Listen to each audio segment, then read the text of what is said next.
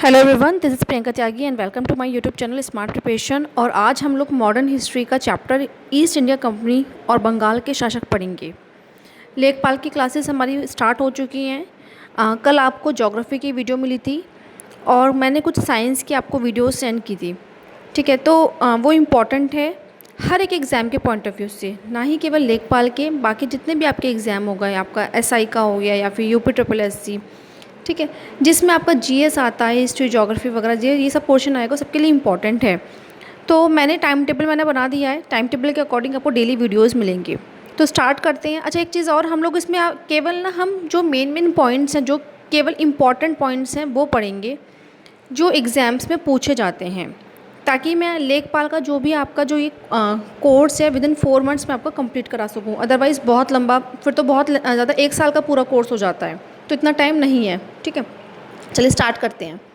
देखिए, east India Company और बंगाल के शासक सबसे पहले भारत में अंग्रेज़ों ने सबसे पहले राजनीतिक सत्ता कहाँ पे हासिल की थी?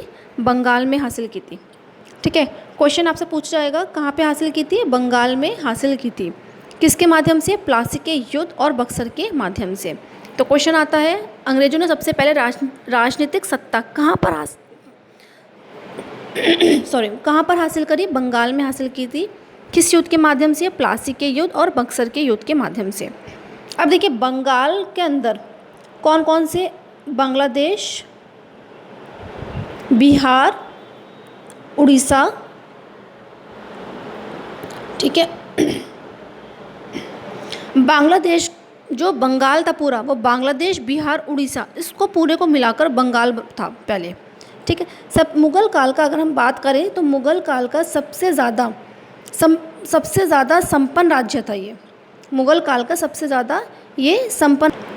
उसके बाद फिर बंगाल का पहला शासक कौन था? इम्पॉर्टेंट है ये, मुर्शिद कुली खां। ठीक है, मुर्शिद कुली खां पहला शासक था। मुर्शिद कुली खां पहला शासक था जिसके नेतृत्व में बंगाल पूर्ण स्वतंत्र राज्य बना। भाई ये क्वेश्चन आता है, ठीक है, कि बंगाल जो है पूर्ण स्वतंत्र राज्य किसके नेतृत्व में बना था? मुर्शिद कुली खां। ठीक है, मुर्शिद कुली खां बंगाल का पहला शासक था जिसके नेतृत्व में बंगाल पूर्ण स्वतंत्र राज्य बना था औरंगजेब की मृत्यु के बाद। औरंगजेब ने ही 1701 में ही मुर्शिद कुली खां को बंगाल का सूबेदार बनाया था और 1707 में औरंगजेब की मृत्यु हो गई थी। तो ये भी आपको ध्यान रखना है कि औरंगजेब की मृत्यु कब हुई थी? 1707 में। और मुर्शिद कुली खां बंगाल का सूबेदार कब बनाया गया था? 1701 में। अच्छा, ये इंपॉर्टेंट है, ये को देखो, ये लाइन बहुत इंपॉर्टेंट है। मुर्शिद कुली ने बंगाल की राजधानी ढाका से मुर्शिदाबाद ले गया था। क्वेश्चन आता है कि बंगाल की राजधानी ढाका से मुर्शिदाबाद कौन ले गया था? मुर्शिद कुली खां। इंपॉर्टेंट है बहुत ज़्यादा। ठीक है, इंपॉर्टेंट पॉइंट है, ये लिख लेना। जो भी इंपॉर्टेंट पॉइंट्स हैं आप लोग लिख लो एक जगह। मुर्शिद कुली खां बंगाल की राजधानी कहाँ से ले गया था? ढाका से मुर्शिदाबाद ले गया था। या क्वेश्चन ऐसे भी आता है कि मुर्शिद कुली खां ने बंगाल की राजधानी ढाका से उसने कहाँ स्थानांतरित की थी? तो कहाँ की थी? मुर्शिदाबाद में। उसके बाद है फिर नेक्स्ट, मुर्शिद कुली ने नए कुलीन वर्ग का गठन किया था। ज़मींदार पर बेस था वो, और उसकी सहायता से बंगाल में भू राजस्व व्यवस्था के अंतर्गत इज़्ज़तदारी प्रथा को बढ़ावा दिया था। ये इंपॉर्टेंट है, ठीक है, इज़्ज़तदारी प्रथा को बढ़ावा दिया था। मुर्शिद कुली खां के बाद फिर कौन बना? ये सीक्वेंस आपको ध्यान रखना है। सुजाउद्दीन, फिर सरफराज खां, उसके बाद अलीवर्दी खां। ठीक है, फिर उस टाइम पर आते आते बंगाल जो था काफ़ी ज़्यादा संपन्न हो गया था। इसका लाभ उठाकर अंग्रेज़ों, फ्रांसीसी, डचों ने बंगाल पर जगह जगह अपनी व्यापारिक बस्तियां स्थापित कर ली थी, जिसमें सबसे ज़्यादा इंपॉर्टेंट जो थी, सबसे ज़्यादा महत्वपूर्ण थी, वो हुगली बंदरगाह थी। ठीक है, तो ये आपको पॉइंट ध्यान रखने हैं। अब बात करते हैं अलीवर्दी खां की। अलीवर्दी खां जो था बंगाल का अंतिम शक्तिशाली शासक था जिसने यूरोपीय कंपनियों पर नियंत्रण बनाए रखा था। ठीक है, जिसने यूरोपीय कंपनियों पर नियंत्रण बनाए रखा। अलीवर्दी खां ने अंग्रेज़ों की कलकत्ता बस्ती और फ्रेंच की चंद्रनगर की यूरोपीय बस्तों की किलेबंदी का सफलतापूर्वक विरोध किया था। अब देखो, ये जो लाइन लिखी है ये इंपॉर्टेंट है, ये एग्ज़ाम से पूछी जाती है कि ये किसने कहा था? ये किसने कहा था? ठीक है, यह कथन किसका है? आपको ये कथन दिया जाएगा ऐसे ही बिल्कुल, यदि इन्हें ना छेड़ा जाए तो यह शहद देंगे और यदि छेड़ा जाए तो ये काट काट कर मार डालेंगी। तो ये अलीवर्दी खां ने कहा था। अंग्रेज़ों की तुलना यहाँ पे मधुमक्खी से उन्होंने की थी। तो ये इम्पॉर्टेंट है ये वाला पॉइंट बहुत ज़्यादा, कि ये एग्ज़ाम में बार बार पूछते हैं, स्पेशली पीसीएस वगैरह के एग्ज़ाम में तो बहुत पूछा जाता है ये क्वेश्चन कि ये कथन किसका है। तो अली वर्दी खान ने कहा था क्या, यदि इन्हें ना छेड़ा जाए तो ये शहद देंगी और यदि छेड़ा जाए तो ये काट काट कर मार डालेंगी। नेक्स्ट बात करते हैं सिराजुद्दौला की। अली वर्दी खां का नाती था, 1756 में शासक बना था ये। इसी के समय में प्लासी का युद्ध हुआ, ये इंपॉर्टेंट पॉइंट है भाई। सिराजुद्दौला के टाइम पर ही प्लासी का युद्ध हुआ था। अब ये भी इसके आपको ध्यान रखना है, इसके 3 प्रतिद्वंदी थे, ठीक है। प्रतिद्वंदी का मतलब समझते ही होंगे एक तरीके से, जो इसके खिलाफ थे मतलब, ठीक है। प्रतिद्वंदी का मतलब ऐसे होता है कॉम्पिटिटर, है ना। तो अब देखो कौन कौन थे, ये इंपॉर्टेंट है, एग्जाम्स में आपसे पूछ सकते हैं, नाम आपको याद रखने होंगे कौन कौन से थे। शौकत जंग, घसीटी बेगम, मीर जाफ़र। शौकत जंग जो था वो सिराजुद्दौला का चचेरा भाई था, घसीटी बेगम सिराजुद्दौला की मौसी थी और मीर जाफ़र सेनापति था। ये इंपॉर्टेंट है, मीर जाफ़र। सिराजुद्दौला का सेनापति कौन था, मीर जाफ़र। ये तीनों अंग्रेज़ों के साथ मिलकर इसके खिलाफ षड्यंत्र रच रहे थे। अब देखिए सिराजुद्दौला ने मीर जाफ़र को हराकर सिराजुद्दौला ने मीर जाफ़र को हटा दिया और मीर मदान को सेनापति बना दिया, ठीक है। सिराजुद्दौला ने क्या करा था, मीर जाफ़र को हटाकर मीर मदान को सेनापति बना दिया। अब सिराजुद्दौला के अंग्रेज़ों के साथ 3 प्रमुख मुद्दों पर मतभेद बढ़ता गया। कौन कौन से थे वो? पहला था कि अंग्रेज़ जो थे वो नवाब के खिलाफ जो षड्यंत्र बना रहे थे उनको बढ़ावा दे रहे थे, ठीक है। नवाब के खिलाफ जो षड्यंत्र बना रहे थे उनको बढ़ावा दे रहे थे। दूसरा था, ये इंपॉर्टेंट पॉइंट है, कि नवाब की अनुमति के बिना फोर्ट विलियम यानी कलकत्ता की व्यापारी कोठी की किलेबंदी को उन्होंने मजबूत बनाई। तीसरा था पॉइंट क्या, 1717 में फर्रुख सियर मुग़ल शासक ने अंग्रेज़ों को कर मुक्त व्यापार करने के लिए अधिकार पत्र यानी दस्तक दिया। दस्तक ईस्ट इंडिया कंपनी को दिया था, लेकिन कंपनी के कर्मचारी जो थे वो दस्तक का मिसयूज़ कर रहे थे। अब इससे क्या होता, जो राजस्व था उसको बाहरी नुकसान हो रहा था। अब अंग्रेज़ों ने युद्ध करने की ठान ली थी और अंग्रेज़ों ने सिराजुद्दौला के खिलाफ प्रमुख मोहरा किसको बनाया था, मीर जाफ़र को, ठीक है। क्यों? क्योंकि सिराजुद्दौला ने क्या करा था, मीर जाफ़र को हटा दिया था ठीक है, और किसको बना देता, मीर मदान को, ठीक है, मीर मदान को सेनापति बना देता। अब अंग्रेज़ों ने क्या करा, इसी चीज़ का फ़ायदा उठाया। अंग्रेज़ों ने जो मोहरा किसको बनाया, मीर जाफ़र को बनाया था। अब देखिए सिराजुद्दौला ने कलकत्ता पर आक्रमण कर 20 जून 1756 को फोर्ट विलियम पर अधिकार कर लिया, ठीक है। आपको जो डेट्स हैं ये आपको याद रखनी है, कब करा था, 20 जून 1756 को फोर्ट विलियम पर अधिकार कर लिया। और उसने, ये बहुत ही इंपॉर्टेंट है, 446 कैदियों को एक छोटे से कमरे में, बहुत ही छोटा सा कमरा था उसमें कैद कर लिया। अब कमरे से मतलब समझते हो, पहले जैसे कोठरियाँ हुआ करती थी छोटी छोटी, बहुत ही छोटा सा कमरा था, उसमें सोचो 446 लोग को जब एक साथ तुम बंद कर लोगे तो सोचो वहाँ पे ऑक्सीजन कमी हो जाएगी, बिकॉज कार्बन डाइऑक्साइड बहुत ज़्यादा वहाँ पे बढ़ जाएगी। अब क्या हुआ, 21 जून भाई 20 जून को अधिकार करा और 21 जून अगले दिन क्या करा था, अगले दिन प्रातः काल तक 21 व्यक्ति ही जीवित रहे थे, ठीक है। 21 जून 1756 को प्रातः काल तक कमरे में केवल 21 व्यक्ति ही जीवित बचे थे, ठीक है, जिसमें से इस घटना की जानकारी देने वाला अंग्रेज हॉलवेल भी शामिल था। ये इम्पॉर्टेंट है, ठीक है, हॉलवेल भी शामिल था इस घटना की जानकारी देने वाला। और इसी घटना को हम क्या बोलते हैं, ब्लैक होल, ठीक है। ब्लैक होल की घटना के नाम से जाना जाता है, ये जो घटना है ब्लैक होल की घटना के नाम से जाना जाता है। अब इस घटना के बाद कलकत्ता पर दोबारा से अधिकार करने के लिए अंग्रेज़ों ने मद्रास से लॉर्ड क्लाइव के नेतृत्व में एक सैन्य अभियान भेजा था। जब ये ब्लैक होल की जब घटना हो गई, कलकत्ता पर दोबारा से अधिकार करना चाहते थे अंग्रेज, उन्होंने क्या करा, मद्रास से किसके नेतृत्व में, लॉर्ड क्लाइव के नेतृत्व में एक सैन्य अभियान भेजा। जब क्लाइव ने कलकत्ता पर अधिकार कर लिया तो जो नवाब सिराजुद्दौला था, ठीक है, जब भाई अब लॉर्ड क्लाइव के नेतृत्व में सैन्य अभियान भेजा, अब क्या था, क्लाइव ने कलकत्ता पर अधिकार कर लिया तो सिराजुद्दौला अब डर गया। उसने क्या करा, अपनी सुरक्षा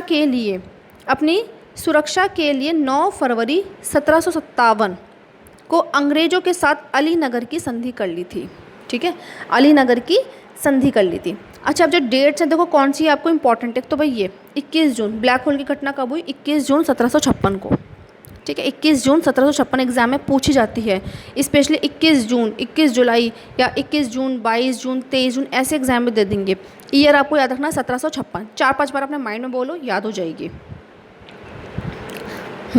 अब देखिए, तो यहाँ पर हमने कर लिया था कि अंग्रेजों के साथ किसकी संधि की थी, अलीनगर की संधि कर ली थी, ठीक है। इसके बाद जो क्लाइव था, क्लाइव ने बंगाल की गद्दी पर एक कठपुतली शासक बिठाने के लिए, जो क्लाइव था क्लाइव ने क्या करा, बंगाल की गद्दी पर एक कठपुतली शासक, मतलब ये था कि मतलब वो उसके क्लाइव के ही कहने पर काम करेगा सारा, ठीक है।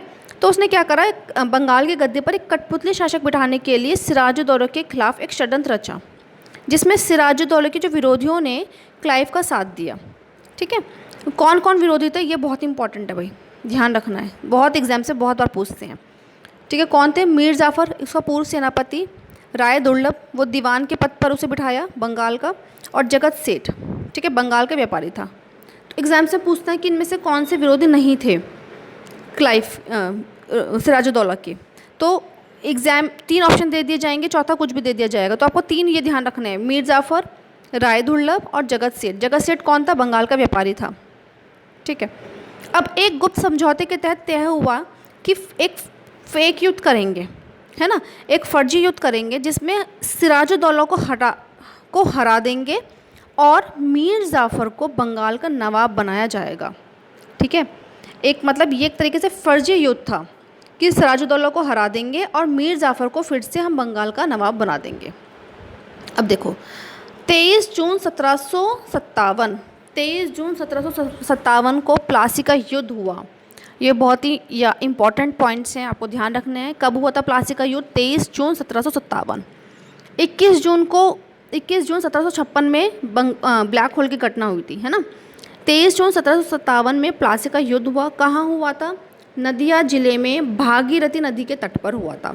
कहाँ हुआ था, नदिया जिले भागीरथी नदी के तट पर हुआ था। किसके बीच हुआ था भाई, एक तरफ थी क्लाइव की सेना, है ना, एक तरफ थी क्लाइव की सेना, ठीक है।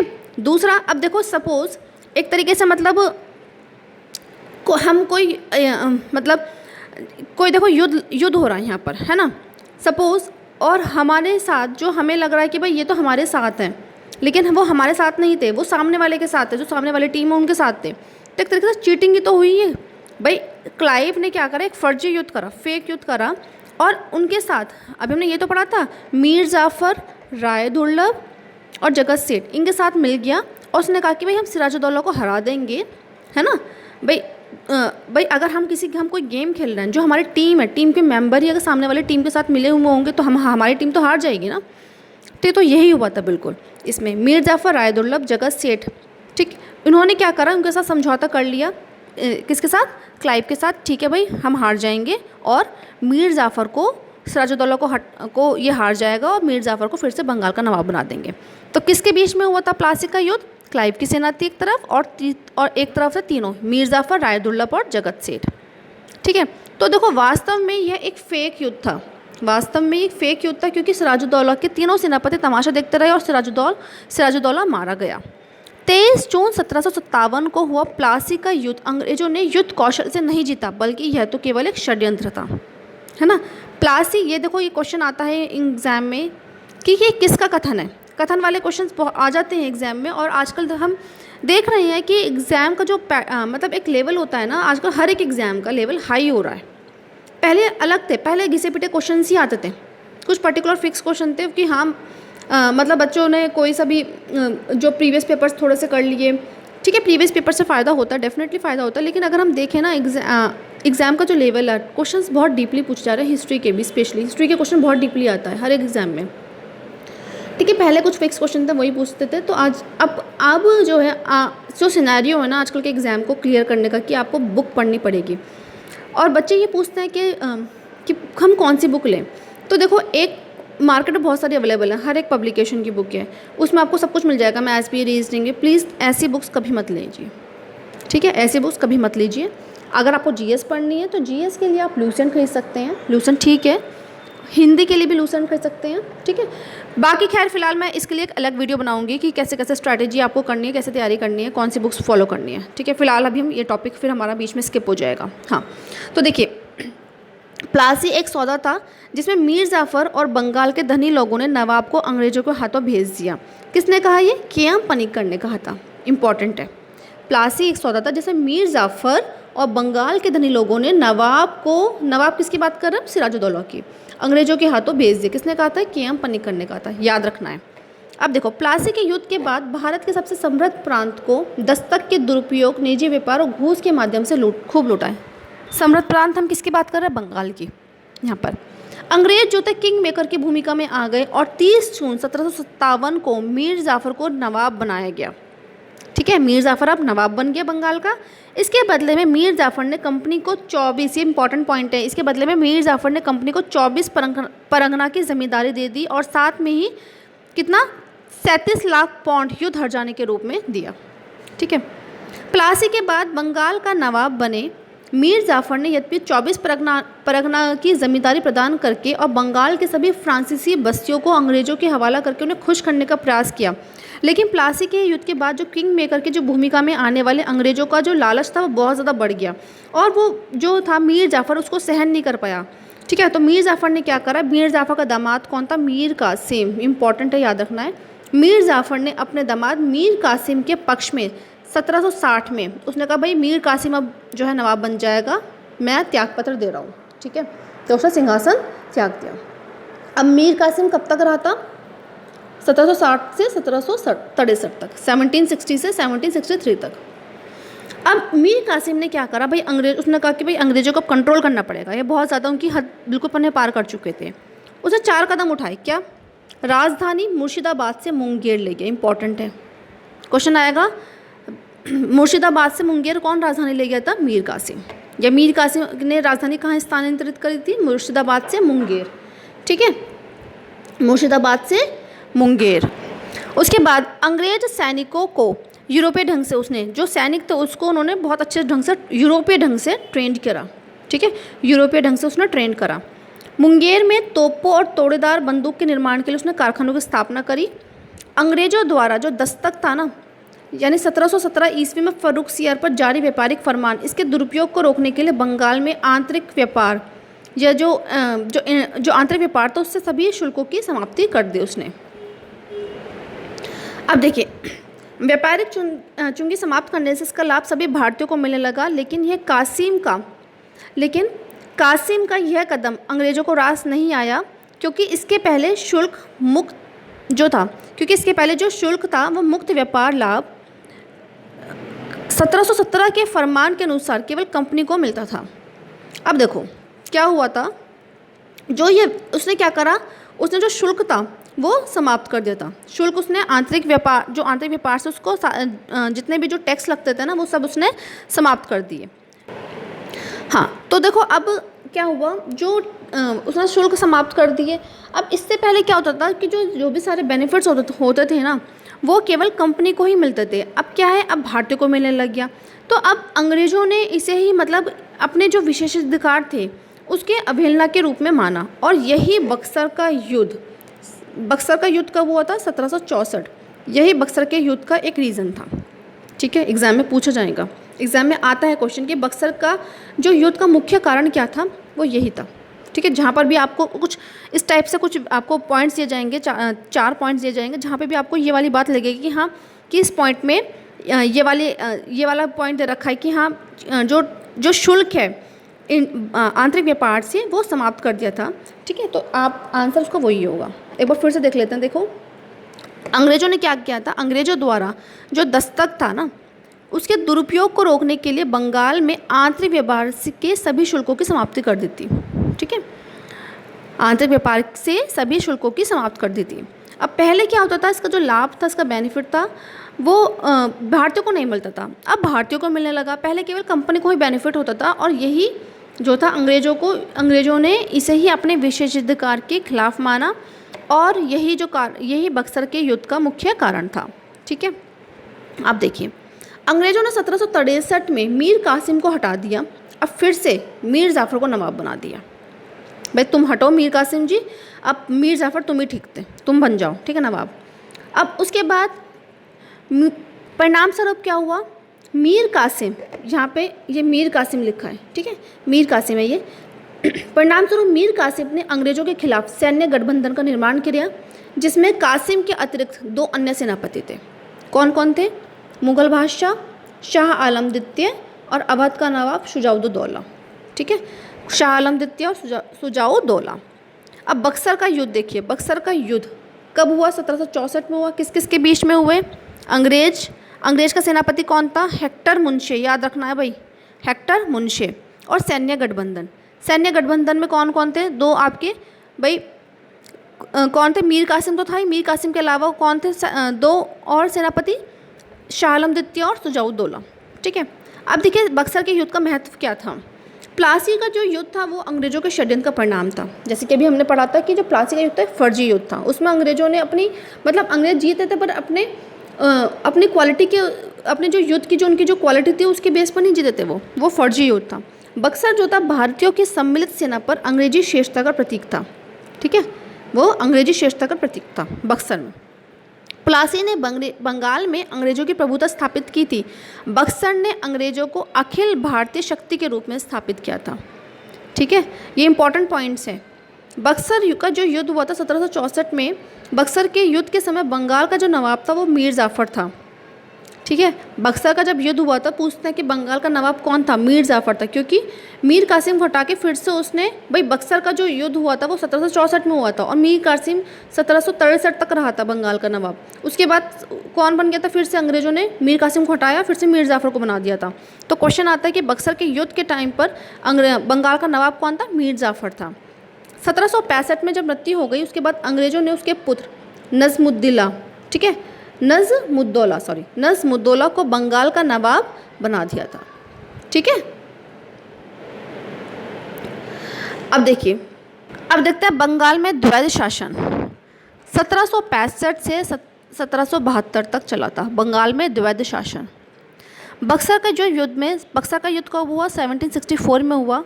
मुगल बादशाह को पराजित करने के बाद अंग्रेजों ने उसके साथ 12 अगस्त 1765 को इलाहाबाद की प्रथम संधि की थी। जब बक्सर का युद्ध हुआ उसमें बादशाह जो पराजित हो गए, अंग्रेजों ने क्या करा? 1765 में 12 अगस्त 1765 में इलाहाबाद की पहली संधि करी। संधि में मुख्य बात क्या थी कि 26 लाख रुपए वार्षिक के बदले बंगाल, बिहार, उड़ीसा की दीवानी मिल गई थी, ठीक है। 26 लाख रुपए वार्षिक के बदले बंगाल, बिहार, उड़ीसा की दीवानी मिल गई थी, ठीक, किसको? अंग्रेजों को। अब इसके बाद कंपनी ने बंगाल का जो आयु जो नवाब था निज़ामुद्दौला, वो बहुत छोटी आयु का था, उसको 53 लाख रुपए देकर बंगाल की सूबेदारी, ठीक है, सूबेदारी का यानी कि निज़ामत का भी अधिकार प्राप्त कर लिया। निज़ामत का भी अधिकार प्राप्त कर लिया। यहाँ पे तो थोड़ा सा एक्चुअली ये क्लियर नहीं आ रहा है, बट मैं बोल रही हूँ तो आप लोग लिख लीजिए अगर आप लोग नोट्स वगैरह कुछ बना रहे हैं तो, कि कंपनी ने बंगाल के इसके बाद क्या करा? बंगाल के जब देखो दीवानी तो मिल गई थी उनको, जहाँ पर जो अभी हमने देखा यहाँ पर बंगाल, बिहार, उड़ीसा की दीवानी मिल गई थी, ठीक है। अब इसके बाद कंपनी ने क्या करा? बंगाल के जो अल्पायु जो नवाब था निज़ामुद्दौला, उसको 53 लाख रुपए 53 लाख रुपए देकर बंगाल की सूबेदारी अर्थात निज़ामत का भी अधिकार प्राप्त कर लिया, ठीक है। अब बंगाल में प्रशासनिक अधिकारियों की नियुक्ति का अधिकार भी कंपनी को ही मिल गया। देखो पहले उन्होंने क्या करा? पहले 26 लाख रुपये वार्षिक दिए, उसके बदले बंगाल, बिहार, उड़ीसा की दीवानी ले ली, ठीक है। बंगाल, बिहार, उड़ीसा की दीवानी मिल गई। उसके बाद क्या करा? कंपनी ने बंगाल के अल्पायु नवाब निज़ामुद्दौला को 53 लाख रुपये दिए, बंगाल की सूबेदारी भी, वो भी उसका भी अधिकार प्राप्त कर लिया। अब बंगाल में प्रशासनिक अधिकारियों की नियुक्ति का भी अधिकार भी कंपनी को ही मिल गया। सारे अधिकार किसके हाथ में आ गए? कंपनी के हाथ में ही आ गए, सारे अधिकार कंपनी को मिल गए, ठीक है। मतलब देखो द्वैध शासन का मतलब एक तरीके से ये है कि रिस्पॉन्सिबल तो कोई और होगा, अच्छा बुरा जैसा भी हो रहा है, रिस्पॉन्सिबल कोई दूसरा व्यक्ति, लेकिन अधिकार सबके दूसरे व्यक्ति। मतलब कहने का मतलब ये है कि जो कुछ भी हो रहा था बंगाल में, मतलब किसके इशारों पर होगा? अंग्रेजों के, ठीक है, लेकिन उत्तरदायित्व कौन होगा? नवाब। उत्तरदायित्व कौन होगा? नवाब। अब देखो, बंगाल में दीवानी और निज़ामत दोनों कंपनी के हाथ में थी। कंपनी ने निज़ामत के लिए मोहम्मद रज़ा खां को सूबेदार नियुक्त किया। इंपॉर्टेंट है, क्वेश्चन आता है एग्जाम में। कंपनी ने निज़ामत के लिए मोहम्मद रज़ा खां, मैं लिख देती हूँ, मोहम्मद रज़ा खां, ठीक है, मोहम्मद रज़ा खां को नायब सूबेदार नियुक्त किया और राजस्व वसूली के लिए 3 उपदीवान नियुक्त करे। ये इंपॉर्टेंट क्वेश्चन है, बहुत बार पूछे जाते हैं। बंगाल के लिए किसको नियुक्त किया था? मोहम्मद रज़ा खां को, ठीक है। बंगाल के लिए किसको नियुक्त किया था? मोहम्मद रज़ा खां। किसके लिए? बंगाल के लिए, ठीक है। सेकंड, उड़ीसा के लिए किसको नियुक्त किया? राय दुर्लभ, बहुत इंपॉर्टेंट है, ठीक है। उड़ीसा के लिए किसको नियुक्त किया? राय दुर्लभ को। बिहार के लिए किसको नियुक्त किया? बिहार के लिए नियुक्त किया था राजा सिताब राय, ठीक है, राजा सिताब राय। तो देखो, बंगाल में दीवानी और निज़ामत दोनों कंपनी के हाथ में थी। कंपनी ने निज़ामत के लिए मोहम्मद रज़ा खां को नायब सूबेदार नियुक्त किया और राजस्व वसूली के लिए 3 उपदीवान नियुक्त किए थे, ठीक है। कौन कौन से? बंगाल में कौन सा उपदीवान नियुक्त किया? मोहम्मद रज़ा खां। उड़ीसा में राय दुर्लभ और बिहार में राजा सिताब राय, ठीक है। द्वैत शासन जिसकी शुरुआत बंगाल में 1765 में हुई, ठीक है। कब हुई थी? 1765 में। उसका जो मूल तत्व यह था कि बंगाल में जो वास्तविक अधिकार था, मैंने बताया ना, वास्तविक अधिकार किसके हैं? कंपनी के हाथों में था। लेकिन कंपनी दीवानी और निज़ामत भारतीयों के माध्यम से करती थी। कंपनी क्या करती? दीवानी और निज़ामत भारतीयों के माध्यम से करती थी, लेकिन जो वास्तविक अधिकार था वो कंपनी के हाथों में था। यानी एक तरफ उत्तरदायित्व विहीन अधिकार कंपनी, मतलब रेस्पॉन्सिबल तो कंपनी नहीं होगी अच्छे बुरे के लिए, अधिकार सारे कंपनी के। दूसरी तरफ अधिकार विहीन उत्तरदायित्व नवाब, है ना। नवाब जो था, नवाब को अधिकार तो कुछ नहीं है, बट लेकिन रेस्पॉन्सिबल कौन होगा भैया? नवाब होगा, ठीक है। तो परिणाम क्या हुआ? पूरे बंगाल में अराजकता और भ्रष्टाचार इतना ज़्यादा फैल गया और कंपनी ने कानून व्यवस्था की जिम्मेदारी नहीं ली, क्योंकि उसकी जो नज़र थी वो राजस्व वसूली पर थी। उसका बस कंपनी का क्या था कि भाई राजस्व वसूलना है, बाकी अच्छा बुरा उसका कोई फ़र्क नहीं पड़ रहा था, ठीक है। व्यापार वाणिज्य का पतन हुआ, बंगाल का कपड़ा उद्योग चौपट हो गया, किसानों ने अत्यधिक राजस्व वसूली के कारण खेती किसानी छोड़ दी थी। 1770 में बंगाल में भयंकर अकाल पड़ा, जिससे 1 करोड़ आबादी भूखमरी की शिकार हो गई, है ना। 1770 में 1770 में बंगाल में बहुत भयंकर अकाल पड़ा, जिससे 1 करोड़ आबादी भूखमरी की शिकारी हो गई। तो ये इंपॉर्टेंट है, देखो भाई ये पॉइंट। लॉर्ड कॉर्नवालिस ने इंग्लैंड की संसद में कहा कि दुनिया में कोई भी सरकार इतनी भ्रष्ट और विश्वासघाती और लोभी नहीं हो सकती जितना भारत में कंपनी की सरकार। किसने कहा था? लॉर्ड कॉर्नवालिस ने। इंपॉर्टेंट है ये, ठीक है।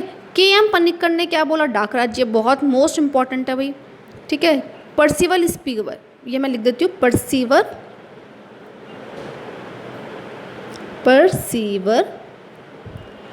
स्पीयर, ठीक है। पर्सीवर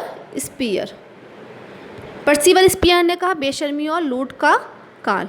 मोस्ट इंपॉर्टेंट क्वेश्चन है दोनों, ये बहुत आते हैं एग्जाम में कि डाक राज्य किसने कहा? के.एम. पनिक्कर ने। और बेशर्मी और लूट का काल किसने कहा? पर्सिवल स्पीयर ने कहा, ठीक है। तो ये चैप्टर यहाँ पे कंप्लीट होता है। तो अगर आप लोग को वीडियो पसंद आई हो तो प्लीज़ वीडियो को लाइक और शेयर करना ना भूलिए। आप लोग मुझे कमेंट करके ज़रूर बताया करें कि आपको वीडियो कैसे लगी। अगर अच्छी भी नहीं लगी भाई, देखिए मैं अपनी तरफ से पूरी कोशिश कर रही हूँ कि मैं समझा सकूँ, बिकॉज हिस्ट्री एक्चुअली सही बताऊँ तो मेरा सब्जेक्ट जो है मैथ्स है। जो टीचर होता है उसका एक मास्टर कहता है ना, मास्टर आप सारे सब्जेक्ट्स में आप मास्टर नहीं हो सकते, बट फिर भी मेरे जो खुद के नोट्स है, जब मैंने तैयारी की थी, मेरे खुद के नोट्स हैं ये, और तो मुझे लगता है कि यार हाँ, जब भी मैं जैसे कोई एग्ज़ाम देखती हूँ तो मुझे लगता है कि हाँ भाई मोस्ट ऑफ दी क्वेश्चन 70% 80% लगभग इन्हीं नोट्स से निकले हुए हैं, ठीक है। बस क्या है, एक चीज़ और, बच्चे पूछते हैं दुनिया भर के मतलब मैं देखती हूँ ग्रुप वगैरह ज्वाइन कर लेते हैं, दुनिया भर के PDF इकट्ठी करते रहेंगे। अरे भाई एक ऐसे मतलब ये मान के चलो ना आपकी इन नोट्स को इकट्ठा करके आप क्या करोगे? जब तक आप पढ़ोगे नहीं, आपको याद नहीं होंगे, आपको फैक्ट्स याद नहीं है, आप क्या करोगे? दुनिया भर की किताबें खरीद के रख लेंगे। ऐसा मत कीजिए। एक सब्जेक्ट की एक किताब फॉलो करो और कुछ लिमिटेड अपने खुद के नोट्स बनाओ और उन्हीं नोट्स को 10 बार 20 बार जितना हो सके उसको रिवाइज़ करो। प्लीज़ आप लोग नोट्स के पीछे मत भागिए कि ये दुनिया भर से इकट्ठे कर लेंगे नोट्स, दुनिया भर की PDF इकट्ठी करते रहेंगे, उसके पीछे मत भागो। सिलेक्शन कभी नहीं होगा, मैं हकीकत बता रही हूँ। लिमिटेड रिसोर्सेज लीजिए, लिमिटेड, और कहते हैं लिमिटेड रिसोर्स और रिवाइज मल्टीपल टाइम्स, ठीक है। जितने रिसोर्स आपके कम से कम होंगे ना, ठीक है, जितने, ये ध्यान रखना, बिल्कुल हकीकत बता रही हूँ, जितने रिसोर्सेज आपके कम से कम होंगे, मल्टीपल टाइम आप रिवाइज करते रहो, और रेगुलरिटी, ये 3 पॉइंट्स आपके मतलब सक्सेस के लिए बिल्कुल की पॉइंट्स हैं। लिमिटेड रिसोर्सेज रखिए, जहाँ से भी आप पढ़ रहे हो, किताब से या फिर आप यूट्यूब चैनल से पढ़ रहे हो, कहीं से भी आप पढ़ रहे हो, लिमिटेड रिसोर्स रखो, उसको मल्टीपल टाइम्स आप रिवाइज़ करो, बार बार रिवाइज करते जाओ उन्हीं नोट्स को, ठीक है। और रेगुलरिटी बहुत बड़ी चीज़ है। रेगुलरिटी, जिस आप लोग खुद तैयारी करो, आप लोग को पता होगा कहीं ना कहीं, हम सभी अपनी कमियां जानते हैं, ठीक है। तो आप लोग को पता होगा सिलेक्शन क्यों नहीं हो रहा, और जिन बच्चों को होता है तो वो क्यों होता है, बिकॉज वो 3-3, 4-4, 5-5 साल से लगातार तैयारी कर रहे हैं, उन्होंने तैयारी छोड़ी नहीं है, ठीक है। तो मेरी पूरी कोशिश रहेगी कि एटलीस्ट मैं चाहती हूँ कि जो बच्चे मेरे ग्रुप में हैं, जो मेरे चैनल से जुड़ गए हैं, लेखपाल का जो तैयारी कर रहे हैं, तो कम से कम 40-50 बच्चों को सिलेक्शन हो, मेरी पूरी कोशिश रहेगी। ओके, तो प्लीज़ बताइएगा कमेंट करके कैसी वीडियो लगी। Thank you.